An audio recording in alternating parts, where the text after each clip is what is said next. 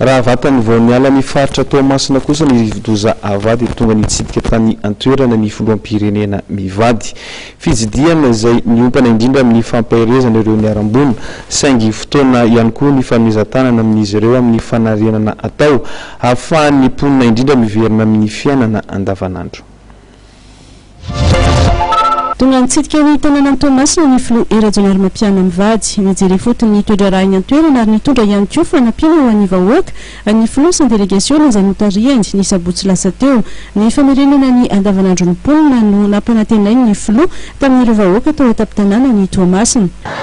Tahaka an'ilay tena baka valindanitra tsy maintsy mijoro isika, tsy maintsy mijoro ianareo ary izahay dia tonga ampahery anareo ary tonga ilaza aminareo fa ondamosinareo sady alohanareo mitarika ny asa fanarenana ary anampy anareo arak'izay zao atao hoe ny fitondram-pahavetana population.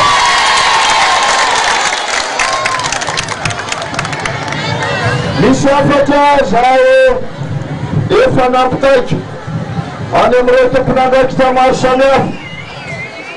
fa tsy maintsy averina anga za tsy manao anareo rehefa velo fa rehefa tena manao ny ainy tsy ho zavatra ary zareo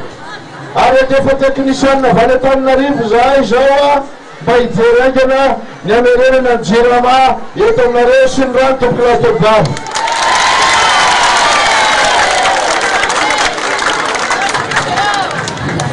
Tsy maintsy ho jerena ihany koa reo any amin'ny toeram-pitsaboana rehetra any amin'ny toeram-pitsaboana rehetra tao ministera fahasalamana sy fitondram-panjakana dia efa nandefa fanafody mba ho ampy amin'ny fanafody ho ampiasaina rasaina tika misy ranazany tompolazy tobavy.